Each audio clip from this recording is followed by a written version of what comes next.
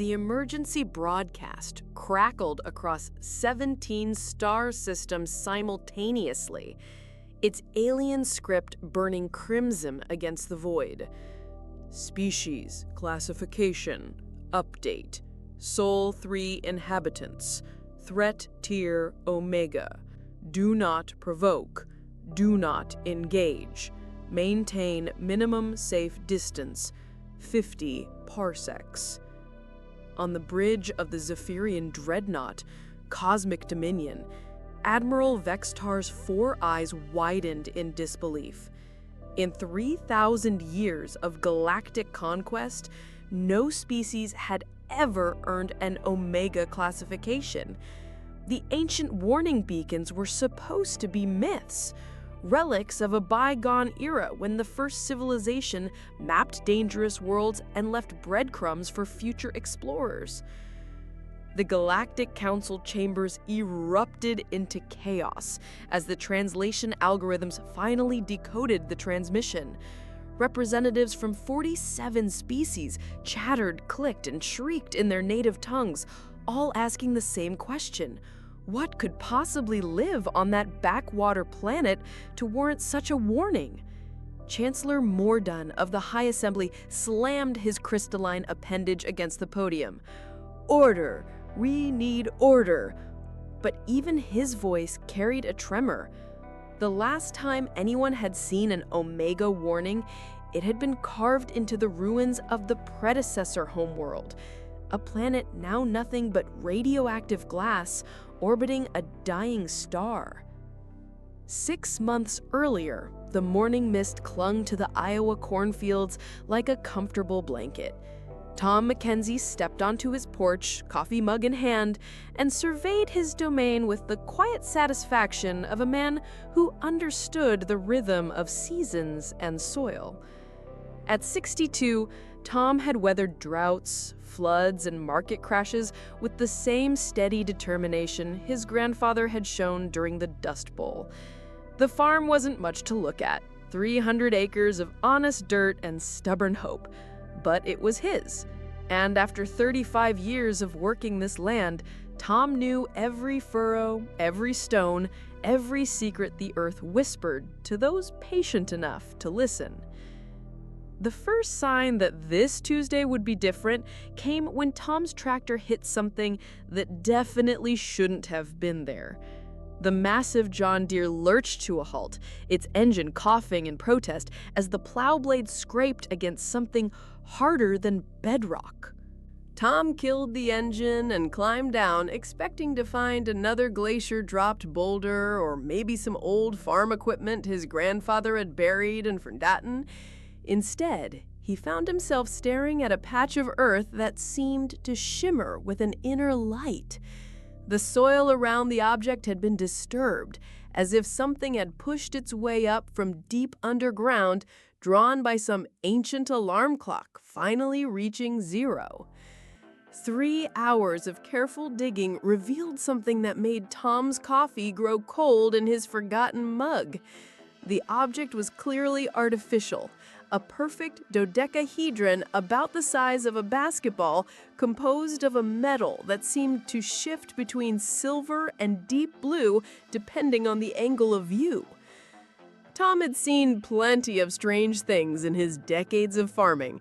Lightning-struck trees that grew in spirals, stones that rang like bells when struck, patches of ground where nothing would grow despite perfect soil conditions. But this was different. This hummed with purpose, with an energy that made his fillings ache and his grandfather's war wound throb in sympathy. The smart thing would be to call someone, the county extension office, maybe the university. Instead, Tom did what farmers do. He reached out and touched it. The moment his calloused fingers made contact with the alien surface, the world exploded into light and sensation. Every nerve in his body fired at once as something vast and ancient turned its attention toward him like a searchlight finding a mouse in a wheat field. The artifact pulsed once, twice, then began to float. Not levitate, float, as if gravity had suddenly become optional. Tom stumbled backward, his practical mind struggling to process what his eyes were seeing. In 50 years of fixing machinery, he'd learned that everything had a logical explanation, but logic seemed to have taken the day off. Beams of coherent light erupted from the floating dodecahedron, sweeping across Tom's body in patterns that reminded him of the way a combine harvester worked a field. Methodical, thorough, missing nothing. He felt the light penetrate not just his clothes and skin, but something deeper, as if the artifact was reading his very soul. Tom stood perfectly still, not from fear, but from the same instinct that kept him motionless when a spooked horse was deciding whether to bolt. Whatever this thing was doing, it was important. The beams intensified, and suddenly Tom could feel his entire life being cataloged. Every scar earned from barbed wire and broken machinery, every decision made in the face of uncertainty, every small act of stubborn defiance against a world that seemed to be determined to break farmers. Inside the artifact, quantum processors older than Earth's moon began their analysis. Tom Mackenzie, human male, age 62.347 standard years. Physical condition, excellent for species parameters. Psychological profile, stable, resilient, adaptable. Combat experience, negative. Survival experience, extensive. The machine had been programmed by the predecessors to evaluate species for their potential threat level. It had performed this function on thousands of worlds, categorizing civilizations with cold precision. Most species fell into familiar patterns.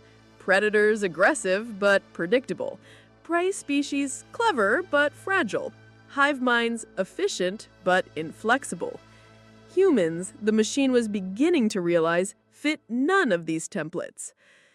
Tom's biometric data painted a picture that the artifact's ancient algorithms found deeply troubling. This organism showed signs of having survived conditions that should have killed him multiple times over. Extreme temperature variations, exposure to toxic substances, radiation levels from medical procedures that would have been lethal to most galactic species. But it wasn't just survival, it was adaptation. The machine detected genetic markers suggesting this specimen's ancestors had faced ice ages, plagues, famines, and natural disasters on a scale that would have driven most species to extinction. Yet here was this individual not just alive, but thriving, tending to food production with the casual competence of someone who'd spent his entire life making things grow in hostile conditions. The artifact's sensors reached beyond Tom to sample the environment itself. What they found violated every assumption about habitable worlds. This planet was a death world by any reasonable standard. Gravity 15% above galactic average, oxygen concentration that would be toxic to most species, weather patterns of staggering violence and unpredictability. Yet the biosphere was thriving. More than thriving, it was locked in constant evolutionary warfare, producing creatures of such lethality that the machine's threat assessment protocols began triggering cascade alerts. And the humans weren't just surviving in this environment, they were the apex predators, not through claws or fangs, but through something far more dangerous: intelligence, combined with an apparently infinite capacity for violence when threatened. The scanning intensified, and Tom felt something strange happening to his mind. Memories began surfacing, not just recent ones, but experiences buried so deep he'd forgotten they existed. The time he'd used nothing but a pocket knife and pure determination to repair a broken harvester in the middle of a thunderstorm. The winter he'd kept his livestock alive during the blizzard of '98, when burning furniture when the propane ran out. Each memory the artifact accessed painted the same picture: a species that refused to quit. Tom remembered his grandfather's stories about the Dust Bowl, how families had stayed and fought when the smart money said to leave. He remembered his own father working 18-hour days to save the farm during the crisis of the 80s. This wasn't just one man's determination, this was genetic, cultural, hardwired into the species. The machine delved deeper into human history, accessing data through quantum entanglement with information networks across the planet.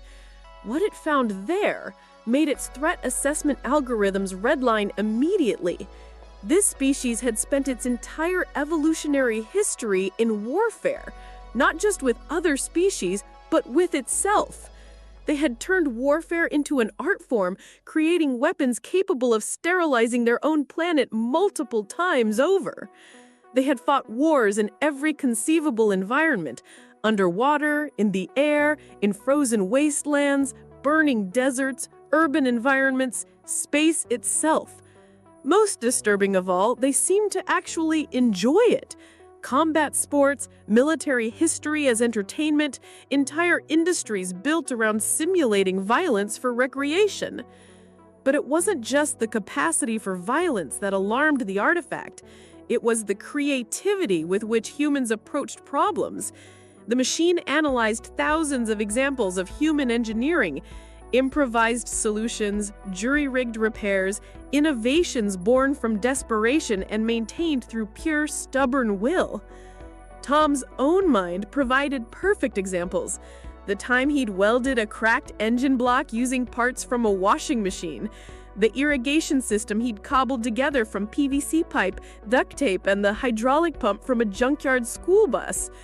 Humans, the machine realized, not just used tools, they created them from nothing, turning environmental challenges into technological advantages. The artifact's social analysis protocols painted an even more disturbing picture. Humans were simultaneously individualistic and collective, capable of functioning as lone operators or forming groups that exhibited emergent intelligence. They formed alliances across genetic, cultural, and geographical boundaries when faced with external threats. Tom's memories provided ample evidence. Neighbors dropping everything to help during harvest time, communities pulling together after natural disasters, the way farmers shared knowledge and resources, despite technically being competitors. This wasn't hive mind behavior, it was something more flexible, and therefore more dangerous.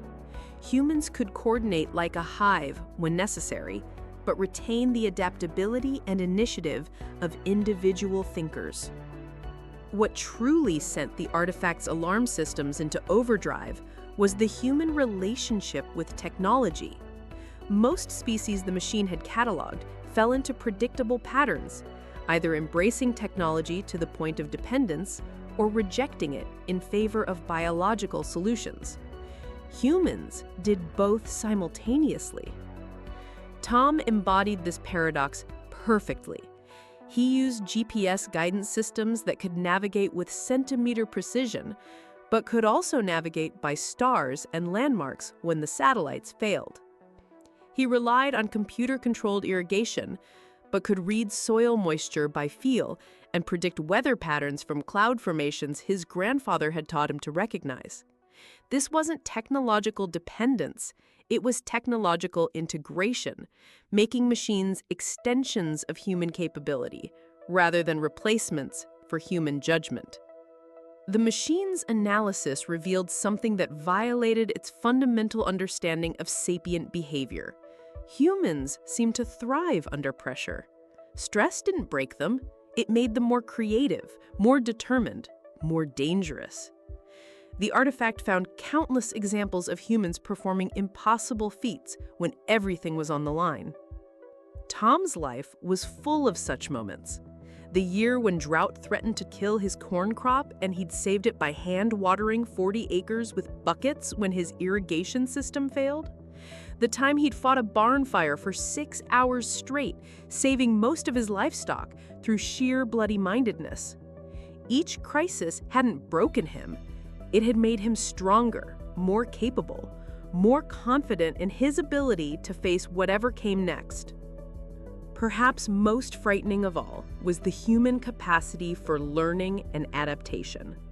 the artifact detected that Tom's brain showed patterns of continuous modification throughout his life, not just acquiring new information, but literally rewiring itself to optimize for new challenges. This wasn't unusual for his species. It was the baseline. Humans learned from everything: success, failure, observation, experimentation, even stories and hypothetical scenarios. They planned for contingencies that might never occur, developed skills they might never need, prepared for problems that didn't yet exist.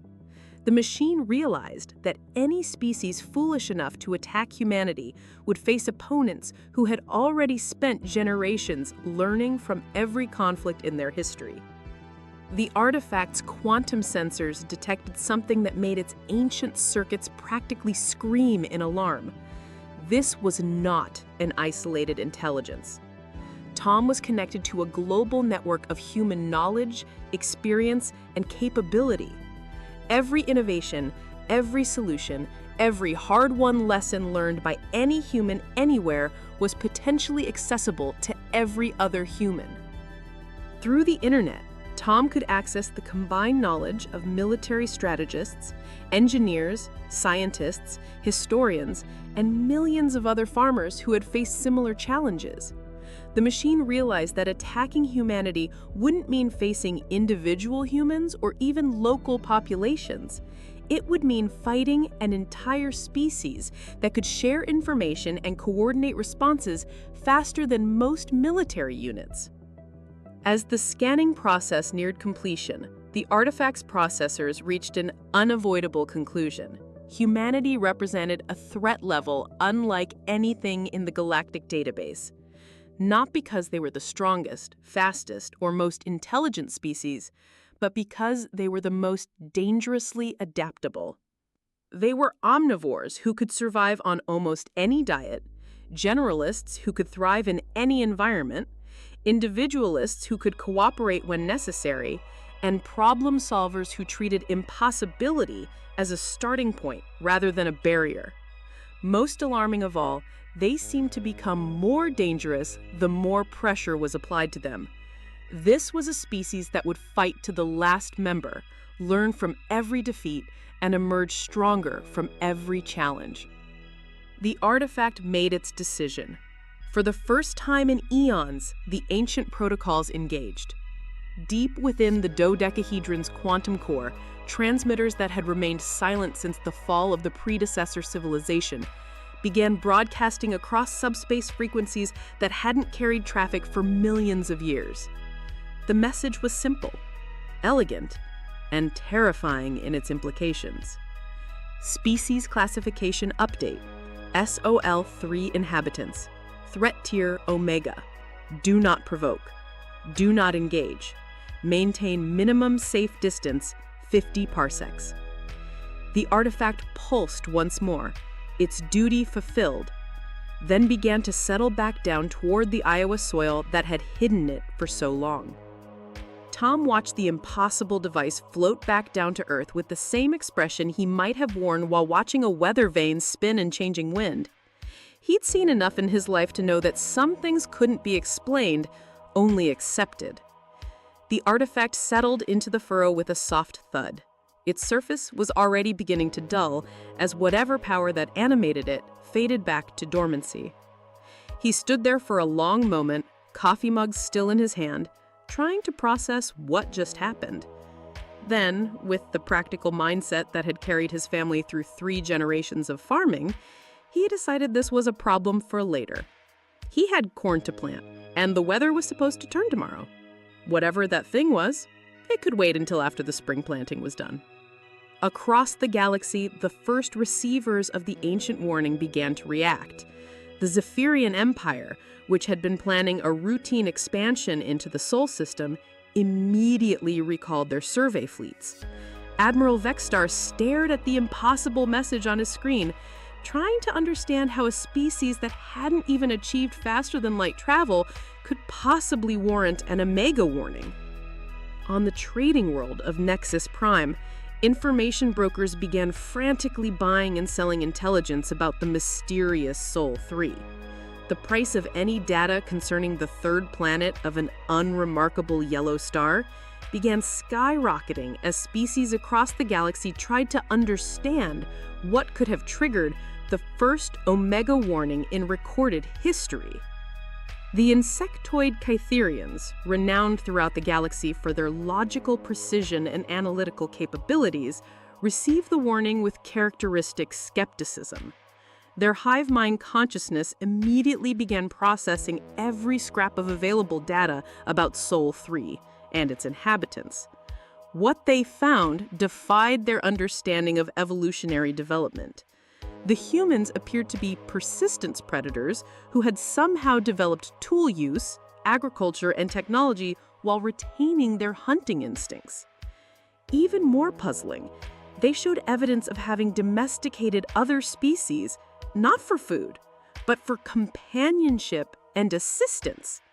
The Kytherians had never encountered a species that formed emotional bonds with creatures from different evolutionary trees. The energy-based ethereals, who existed primarily as living plasma within specialized containment fields, were perhaps the most disturbed by the warning. Their civilization was based on pure thought and calculation, having long ago transcended the need for physical forms. They viewed most material species as primitive, barely worthy of notice. But the Omega classification demanded attention. The ethereals began modeling various scenarios, trying to understand what threat a barely evolved biped could possibly pose to advanced civilizations. Their quantum probability matrices kept returning impossible results. Scenarios where primitive kinetic weapons somehow proved effective against energy shields, where crude chemical explosives disrupted carefully maintained plasma fields. The Galactic trade hegemony, which controlled commerce across 17 sectors, called an emergency session of their board of directors. The Omega warning meant that their planned mining operations in the Sol system would have to be indefinitely postponed, representing a potential loss of billions of credits in rare earth elements and asteroids. Executive Director Zalmoth, a methane-breeding representative of the gas giant civilization of Kepler 442b, argued for investigating the validity of the warning. Quote, "One backward planet cannot seriously threaten galactic commerce," she insisted.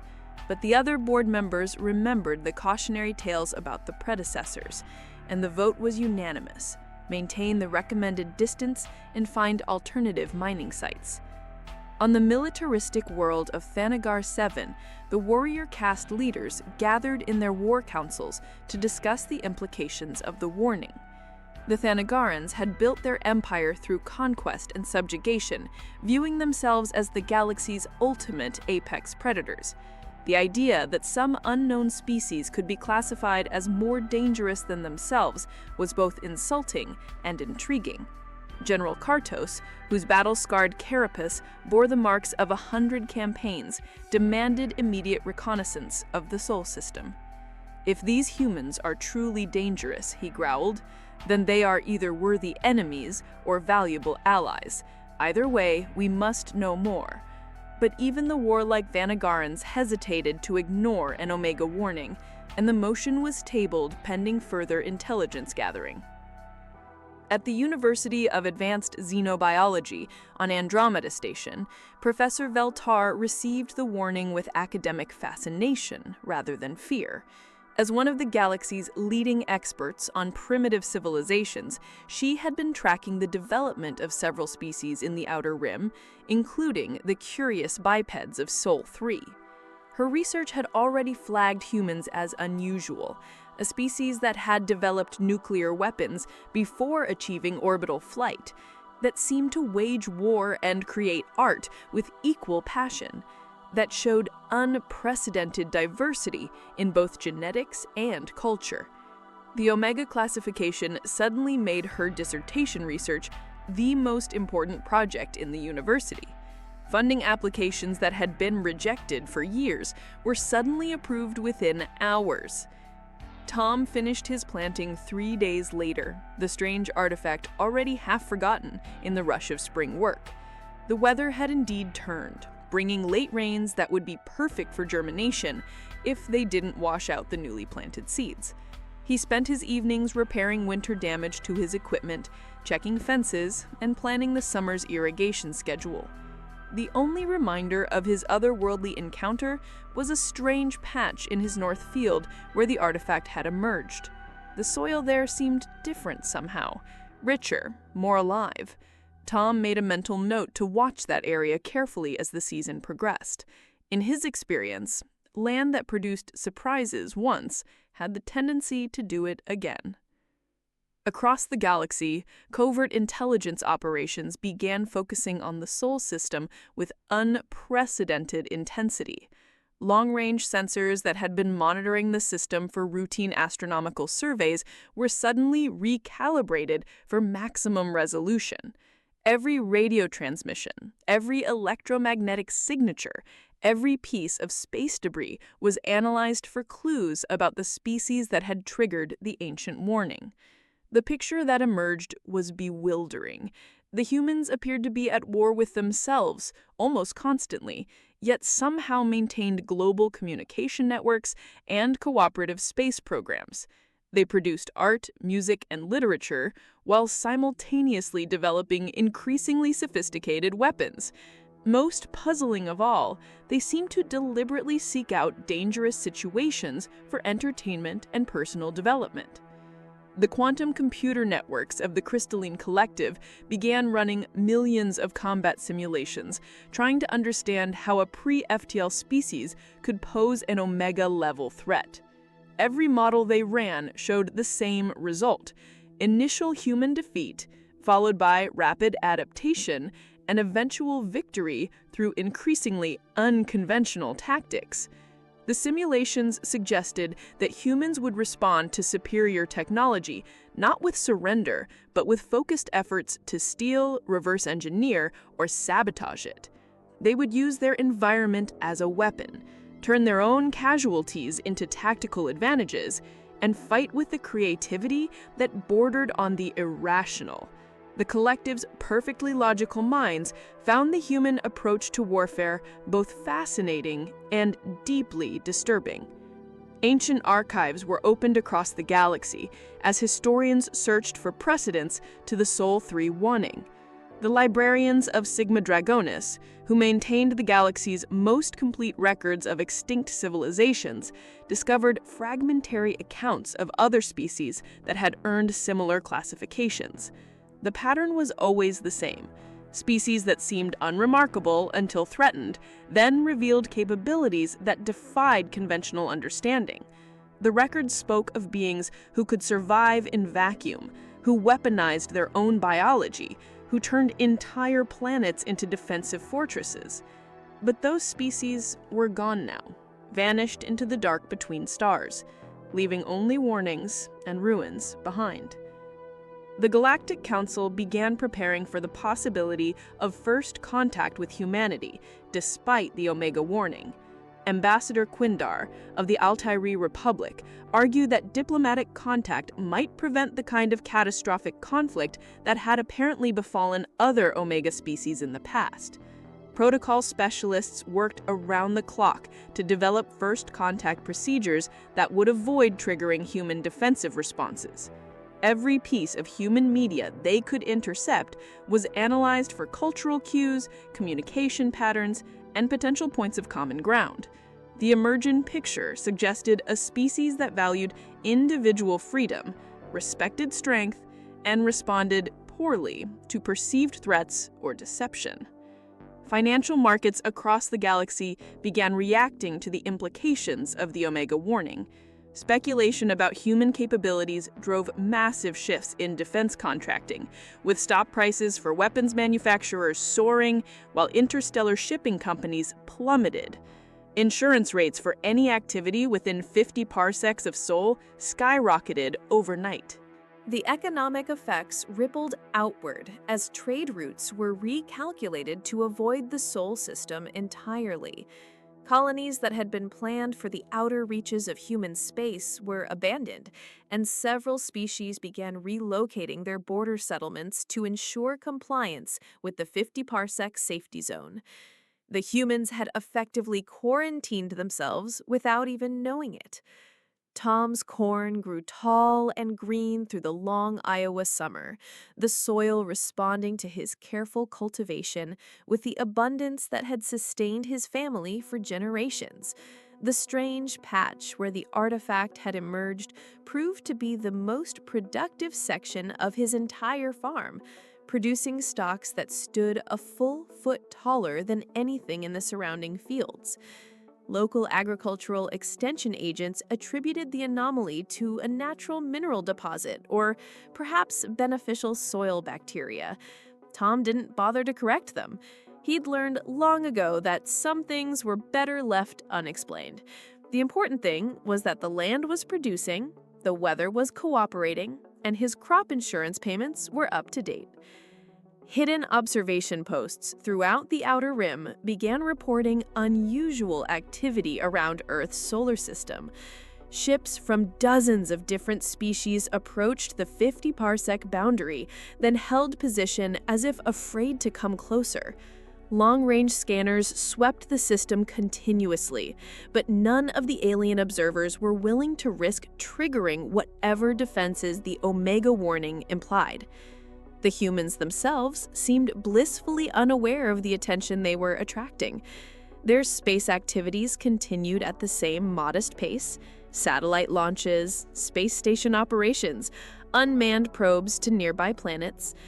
Nothing in their behavior suggested they knew they had become the galaxy's most feared species overnight.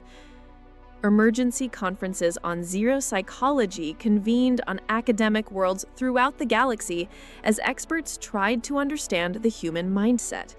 The evidence suggested a species with multiple competing civilizations that somehow managed to cooperate when facing external threats. A psychology so alien that most analysis algorithms simply returned error messages.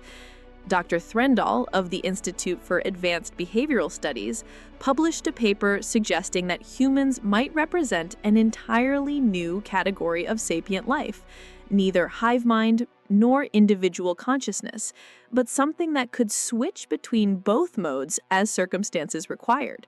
The paper was simultaneously acclaimed as groundbreaking and dismissed as impossible by his peers. Armed forces across the galaxy began revising their tactical doctrines to account for the possibility of human contact. The Omega classification suggested that conventional approaches to dealing with primitive species would be not just ineffective, but potentially catastrophic when applied to humans. War colleges added new courses on Deathworld species engagement and asymmetric threat response. The curriculum included case studies of every species that had ever earned a threat classification above Gamma, with special emphasis on how seemingly inferior opponents had managed to defeat technologically superior forces through unconventional tactics and superior adaptability. Several galactic religions began incorporating the Omega warning into their theological frameworks. The Church of Cosmic Order, which preached that the galaxy followed predictable patterns established by divine will, struggled to explain how a species could violate the natural hierarchy so completely. More mystical faiths saw the emergence of humanity as a sign of coming change in the galactic order. The prophets of the void began preaching that the humans were harbingers of a new age, beings chosen by cosmic forces to reshape the galaxy's destiny. Their followers started making pilgrimages toward the Sol system, though none dared to cross the 50-parsec boundary. As autumn approached Iowa, Tom began preparing for harvest season with the same methodical attention to detail that had characterized his entire career. The equipment was serviced and ready, storage facilities cleaned and inspected, contracts with grain elevators confirmed and signed. The anomalous patch in his north field promised a yield that would make this one of his best years ever. He stood in his field one evening, watching the sun set through the tall corn stalks, and felt the deep satisfaction that came from a job well done. Somewhere in the back of his mind, he occasionally wondered about the strange artifact he'd found that spring, But such thoughts were quickly overwhelmed by the immediate demands of farming. The corn was ready, and that was what mattered. Advanced reconnaissance probes began infiltrating the outer edges of the Sol system, their operators desperate for better intelligence about the species that had triggered the ancient warning. The probes used every stealth technology available, from quantum phase shifting to temporal displacement fields, but they were careful to stay well outside the orbit of Pluto. What they observed only deepened the mystery. Earth showed all the signs of a world in the early stages of space colonization. Orbital habitats, lunar outposts, robotic missions to Mars. But the planet itself was clearly a death world by any reasonable standard, with weather systems of staggering violence and a biosphere locked in constant evolutionary warfare. Yet the humans thrived there, having somehow turned the most dangerous planet in the local cluster into their home. The hegemony mining ship Profit Margin suffered a catastrophic explosion while attempting to extract rare metals from an asteroid belt in the Tau Ceti system, well outside the 50-parsec exclusion zone. Initial investigations suggested equipment failure, but deeper analysis revealed something that sent shockwaves through the galactic intelligence community. The explosion had been caused by a small probe, clearly of human manufacture. The probe had been primitive by galactic standards, using chemical propulsion and basic electronics, but it had been positioned perfectly to intercept the mining ship, suggesting that humans were already conducting covert surveillance far beyond their apparent technological capabilities. The implication was clear. Humanity's reach was far greater than anyone had realized. Military planners across the galaxy began reassessing their previous assumptions about human capabilities. If they could deploy surveillance assets in neighboring star systems while maintaining the illusion of being confined to their home planet, what else might they be capable of? Intelligence agencies that had dismissed humanity as a curiosity suddenly found themselves desperately trying to track down human assets that might already be operating throughout the galaxy. The paranoia spread quickly through military and intelligence circles. Every unexplained equipment failure, every mysterious accident, every anomalous sensor reading was suddenly viewed as potential evidence of human sabotage. The species that had been ignored as primitive only months before was now seen as the galaxy's most dangerous infiltration threat.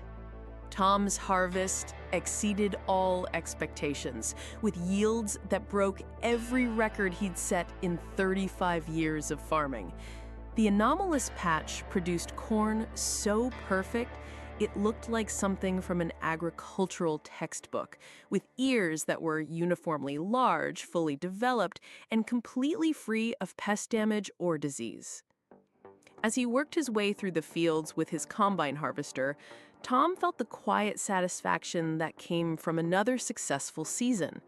The grain elevators were offering premium prices, the weather was holding, and next year's seed money was already secured. He made a mental note to have soil samples taken from the unusual patch.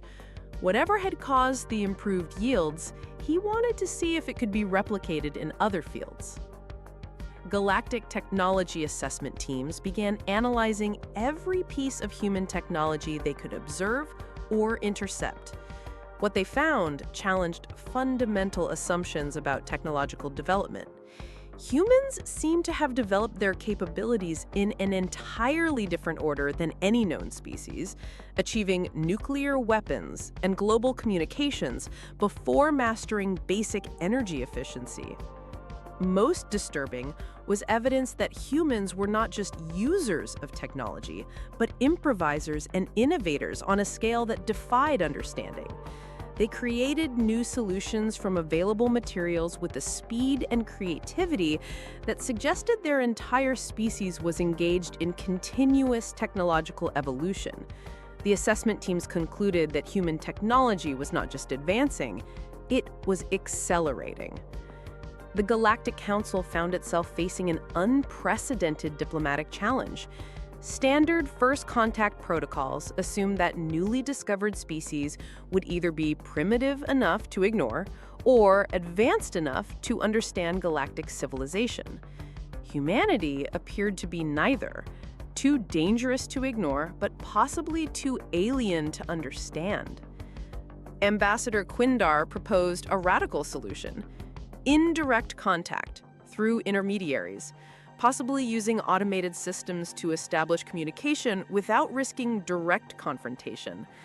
But even this approach raised questions about whether humans could be trusted to honor any agreements they made, given their apparent talent for unconventional warfare and their species-wide tendency for creative rule interpretation.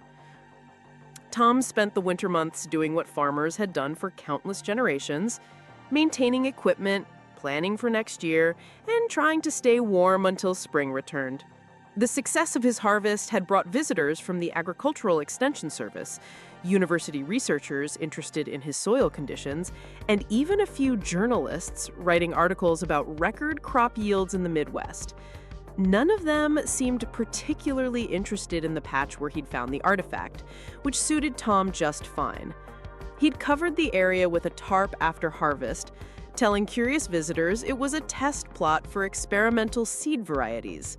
The explanation satisfied everyone except the university researchers, who kept asking for soil samples from what they called the anomalous high-yield area. By winter, every major intelligence service in the galaxy had established monitoring stations within the 50-parsec exclusion zone. The stations used the most advanced passive sensors available, designed to gather information without emitting any signals that might alert their targets to observation. The resulting intelligence picture was both fascinating and terrifying. Humans appeared to be engaged in dozens of different conflicts simultaneously, while somehow maintaining global cooperation on space exploration, environmental protection, and scientific research. They produced art and music of staggering beauty while developing weapons of unprecedented destructive power. Most puzzling of all, they seemed to treat the most dangerous activities, extreme sports, exploration of hostile environments, military service, as recreational opportunities. Advanced survey teams began mapping every human settlement, military installation, and industrial facility visible from space. The data revealed a species that had spread across their entire planet and was rapidly establishing footholds throughout their solar system.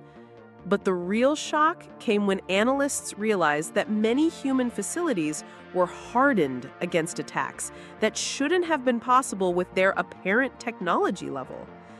Underground bunkers designed to survive direct nuclear strikes, hardened communication networks that could function after electromagnetic pulse attacks, distributed manufacturing capabilities that could rapidly shift from civilian to military production. The infrastructure suggested a species that had not just survived multiple near-extinction events, but deliberately prepared for them to happen again. As winter gave way to spring, Tom began planning another growing season. The success of the previous year had given him enough financial cushion to experiment with new techniques and maybe expand his operations slightly. He ordered seeds for crops he'd never tried before, scheduled soil testing for fields that had been fallow, and began negotiating for the lease of additional acreage from his neighbor's estate. The mysterious patch where the artifact had emerged showed no signs of whatever had made it so productive the previous year. Soil tests revealed mineral compositions within normal ranges, with no unusual bacteria or chemical anomalies. Tom wasn't particularly surprised. In his experience, the land kept its own secrets and shared its gifts on its own terms. The important thing was that the land was producing, his family's legacy was secure, and he could pass something valuable on to the next generation. Galactic analysts began identifying patterns in human behavior that defied conventional xenobiological models. Humans seemed to operate according to principles that were simultaneously individualistic and collective, competitive and cooperative, logical and intuitive. They made decisions based on incomplete information, adapted their strategies in real time, and somehow managed to coordinate complex activities across vast distances without centralized control. The pattern suggested a species that had not just evolved to survive in a hostile environment, but to thrive in chaos. Every challenge seemed to make them stronger. Every setback led to innovation. Every threat triggered adaptations that made them more formidable. The analysts concluded that attacking humanity would be like striking a piece of flint. The impact would only produce sparks. Military commands across the galaxy began developing escalation protocols for potential human contact. The protocols assumed that any interaction with humanity could rapidly spiral from diplomatic contact to full-scale warfare, based on the species' apparent tendency to view any external pressure as an existential threat requiring immediate and overwhelming response. The protocols emphasize the importance of maintaining the 50-parsec exclusion zone and avoiding any actions that could be interpreted as aggressive. Several war colleges began offering courses in de-escalation techniques for Omega-class species contact, though the curriculum was largely theoretical since no one had ever successfully de-escalated a conflict with an Omega-classified species. The galactic economy continued its slow adjustment to the reality of human existence. Trade routes that had operated for millennia were rerouted to avoid the Sol system, creating new bottlenecks and opportunities throughout the Outer Rim. Worlds that had been economic backwaters suddenly found themselves at the center of major shipping lanes. The insurance industry developed new categories of coverage for omega species risk, with premiums that made many commercial activities prohibitively expensive. Defense contractors experienced unprecedented demand for their products, while exploration companies found themselves unable to obtain financing for operations anywhere near the human sphere of influence. Human media, intercepted and analyzed by xenosociologists across the galaxy, began influencing alien cultures in unexpected ways. Human concepts of individual rights, democratic governance, and scientific inquiry spread through academic circles, while human art forms found audiences among species that had never encountered such expressions of creativity and emotion. The cultural contamination alarmed conservative elements within various alien societies, who argued that human ideas were inherently destabilizing to established social orders. Several governments banned the study of human culture entirely, while others established special research institutes dedicated to understanding the human phenomenon. Despite the Omega warning, some progressive elements within galactic civilization began arguing for controlled technology exchange with humanity. They pointed out that human ingenuity might produce innovations that could benefit all species, while careful management of the relationship could prevent the kind of catastrophic conflicts that apparently destroyed other Omega-classified species. The debates raged in academic journals and political forums across the galaxy. Proponents argued that isolation would only make humans more dangerous by forcing them to develop their capabilities independently. Opponents countered that any contact with an omega species was inherently risky, and that the safest course was permanent quarantine. Tom's second season after finding the artifact proved to be even more successful than the first. His experimental crops flourished, his expanded acreage produced excellent yields, and agricultural researchers began citing his farm as an example of innovative farming techniques. The publicity made him mildly uncomfortable. He'd always preferred to let his results speak for themselves. The anomalous patch remained ordinary in every measurable way, producing good but not exceptional crops. Tom occasionally wondered if he'd imagined the whole incident with the floating device, but the continued success of his farm suggested that something had definitely changed. Whatever that something was, he was grateful for it. Galactic historians began placing the emergence of humanity within the context of deep galactic history. The pattern suggested that Omega-classified species appeared roughly every 50 million years, each one representing a fundamental shift in the balance of galactic civilization.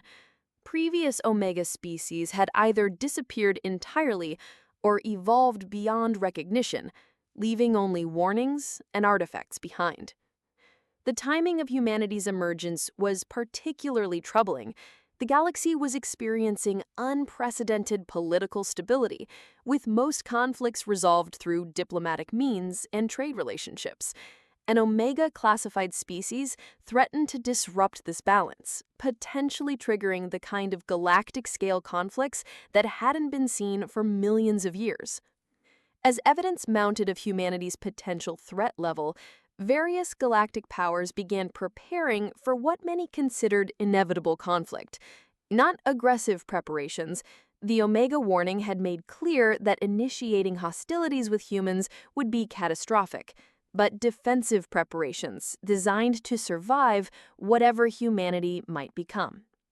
Fortress worlds were reinforced, evacuation plans were developed for civilian populations, and emergency protocols were established for rapid military mobilization. The preparations were conducted quietly, with governments careful not to alarm their populations or trigger panic. But the message was clear. The galaxy was preparing for war with a species that hadn't even achieved faster-than-light travel. The emergence of humanity raised fundamental questions about the nature of intelligence, consciousness, and civilization itself. Philosophers across the galaxy debated whether the human model of sapience represented evolution or aberration, progress or catastrophe.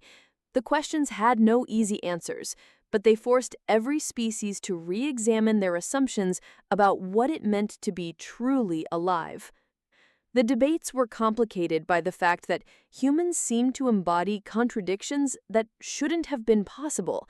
They were simultaneously creators and destroyers, builders and warriors, logical and emotional.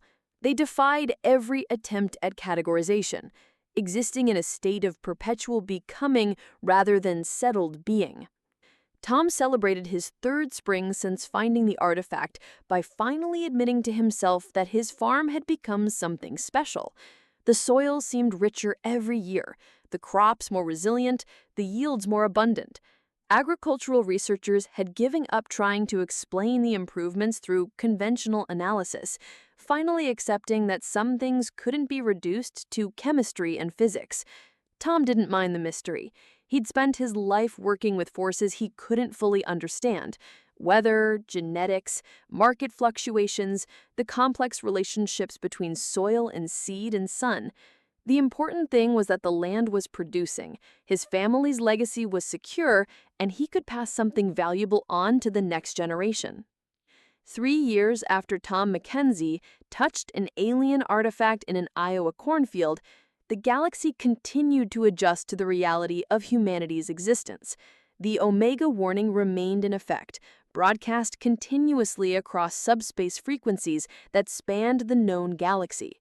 Ships from hundreds of species maintained their positions at the edge of the 50-parsec exclusion zone, watching and waiting for humanity to make its next move.